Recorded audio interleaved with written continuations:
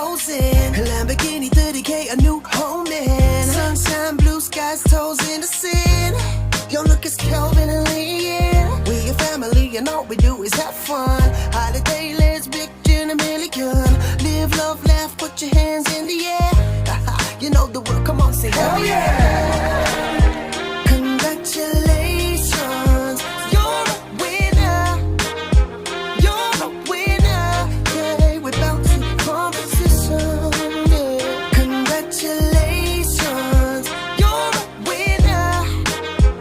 You're a winner, yeah. We're bound to competition, yeah. Congratulations, you're a winner. You're a winner, yeah. We're bound to competition, yeah. Congratulations, you're a winner.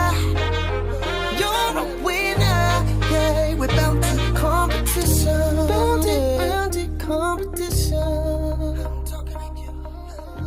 Bound to competition.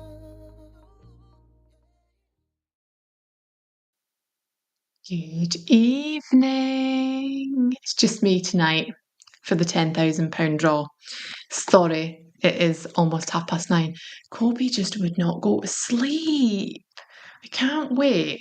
That sounds really bad actually saying I can't wait, but like everybody else puts their kids to bed and like just puts them to bed and then they like go to sleep. But he will not let me. This has always been a bad sleeper. It's only recently, since we moved here, so obviously he'll be 7 in January. So since we moved here, he's slept in his own bed all night, every night. There's only been an odd occasion where he's come through to my room in the middle of the night. And it was terrible in our last house. Like literally, he would get up every single night at like 2 o'clock in the morning without fail and be through to my room. And I'd be up and down, putting him back to his own room, and he just wouldn't go to bed. And eventually I gave up because it was making me exhausted. But living in this house, he goes to bed and he doesn't get up until 7 o'clock in the morning, and he'll come through to my room at 7 o'clock in the morning. But I can't get out of that routine of I put him to bed and I have to stay in his room until he falls asleep. He will not fall asleep without me or someone in his room. So I was literally there. I had to tell him a story about cats to try and get him to go to sleep. He just wouldn't switch off tonight. Right. Here we are for the £10,000 draw. Evening, everybody. Mr. Englishman on YouTube, thank you very much. How are you tonight? So the church is now live if you haven't seen that already. It is the 3-bedroom church conversion. This was converted. Obviously, we bought it as a dilapidated, falling down building in Aberhara. Or Foggy, if you're a local, and we decided for some random reason to buy this place and to spend an absolute fortune renovating it, and now one of you guys is going to win it fully furnished with £10,000. But if you don't want the church, there's a £300,000 cash alternative, and I'm very excited for that competition because we have put a lot of time, 3 years to be specific, into that conversion. Beautiful. Thanks, Jacqueline. Same shit, different day. I know the feeling. I've had a lazy weekend this weekend, I'm not gonna lie. I really just could not be bothered doing anything. And here I am. So, waiting to be drawn section, we have the £10,000. We are going to go out of range, nothing to do with the draw. This is just so you guys can see. That is how the generator works. Fab. Right, dropping it down to zeros.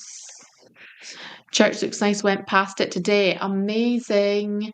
I love it. You know, every time we see the church or go in the church, it's just, I don't know, there's nothing, I've never been in something quite like it before.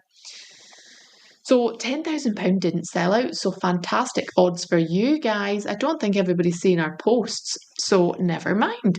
Here we go. The winner of £10,000 tonight is 6993. 6993.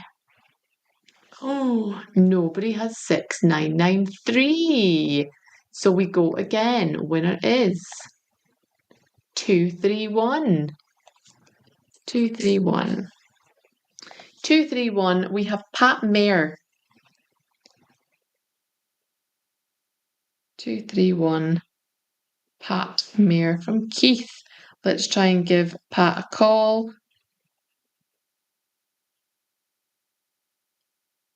You're calling Pat. Thanks, Jacqueline. It really does look beautiful, doesn't it?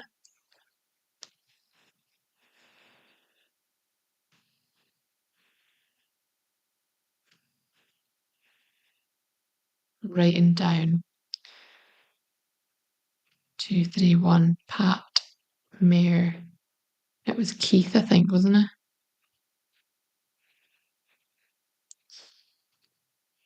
Tracy is asking, did the winner of the villa take the villa or the cash? We are still waiting for her answer. We don't know yet. I think we're going to have a decision tomorrow.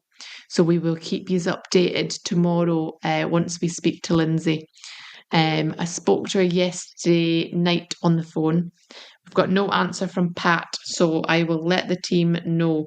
Yes, I did speak to Lindsay last night on the phone for a good 40 odd minutes. We're on the phone chatting about the villa and the cash alternative, and obviously it's a really really hard decision to make. I can only think of what she's going through right now, having to make that decision. But yes, she obviously has some more questions and things, so tomorrow we should hopefully have an answer from Lindsay and I will be able to give you guys an update, which is exciting. And it could be you that gets that lovely decision next if you're in for the church. I'm glad that we done the church as a competition because I'm actually really excited for this.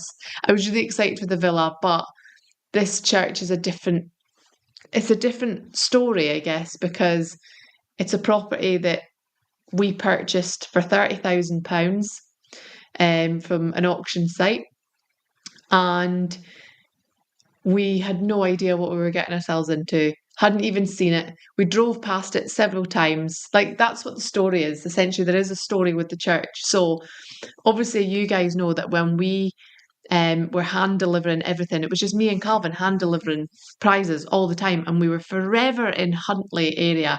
So we were forever passing this church. And I always says to Calvin, I wish somebody would buy that bloody church already and do it up. And I didn't know that someone owned it. And then all of a sudden, there was a for sale sign in the smashed window, shall we say, on the front. It was like boarded up. And I says to Calvin, no way is that church going to be for sale. And then it was in the papers saying this could be the next Grand Designs. And I said to Calvin, oh my God, I want to see how much this church is. It has to be a couple £100,000 for the building. And I was so wrong. It was £30,000. And I says to Calvin, right, £30,000. Like, surely it would only cost a couple £100,000 to do this up. Boy, was I wrong. And obviously, we had to pay for the architect, we had to pay for planning, we had to pay for a structural engineer, we had to pay so many different things before you could even start. And then, yeah, at the very end, £660,000 was it completed, and it even had to get. I just thought, like a new roof. I didn't think was actually a thing. I just looked at it and thought, nah, that won't need a new roof. Yes, it needed a whole new roof. Yeah, absolutely everything. We hadn't even stepped foot in it until we purchased it on the auction site. And obviously it was basically just a padlock on the side of it. And there was double doors that were, I don't know, made out of old pallets or something. And we went in and I thought, but seeing it now is so worth the fact that one of you guys is going to own it. What's it valued at now? So we are getting the value done. We're getting the valuation done hopefully this week or next week. And we're going to keep everybody updated with what the value is going to be at. we went on. It's so difficult. Usually I'm pretty spot on with value and these things in my mind, but this one's difficult. I have been looking at other converted churches, but not every church is the same spec or the same size. So I've kind of based it on the area and also another converted church that is of similar spec and size. So I'm going to say around the 350 mark. If it's more than 350, then that would be absolutely amazing, especially for the winner. I would love to say it's over the £400,000 mark because it's a unique one-off building, but we will see. We'll see what it comes back with. Obviously, the cash alternative is £300,000. It's going to be £300,000. I'm hoping that it's not valued any less than £300,000, or I'll be kicking myself. But someone is going to get themselves a piece of history, and it comes with £10,000 as well. It's had no expense spared on it. Like literally, it's got underfloor heating. It's the air source. Is it air source heating that's been put in? So it's not going to be expensive to run. You could do different things with it if you want to. It doesn't have to be used as a home. You could use it as a business, a restaurant. That hall space is that big, and there is downstairs toilets as well that you could adapt it into a business in Aberchurder. I say Aberchurder.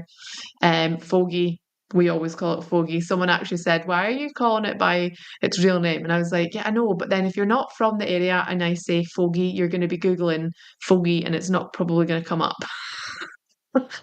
So, yeah, this is going to be a fantastic competition, and I cannot wait to get a winner for the church because I don't think I've ever seen a competition like it before. I don't think I've ever seen a competition company buy a ruin, renovate it, and yeah, maybe we do it again. No, I wouldn't be able to do it again because I think it was so stressful going through the whole process from start to finish for 3 years. And I am the most impatient person that you will ever meet. If I want something done, I want it done today, not in 3 years' time. Did the lady take the villa? That's what we were just talking about, Alexandra. So she's not decided yet.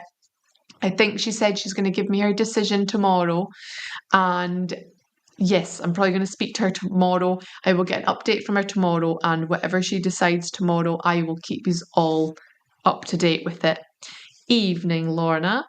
So that is us for tonight, guys. That is the £10,000 draw done tonight. It was Pat that won the £10,000. That's the link there if you want to go and grab your entry on the church. We do have some odds boosters running for it. I would love to say that this one will sell out. Who knows? I'm hoping that the whole of Fogey gets behind this one because who wouldn't want to win that beautiful church in Fogey, or the surrounding areas? If you're in the surrounding areas of Fogey, get involved. So much potential, and yeah, you're not going to find another house like it. And if you don't like the green colour on the inside, it can be changed. You can paint it whatever colour you bloody want because you get £10,000 with it. But I'm going to head off, guys.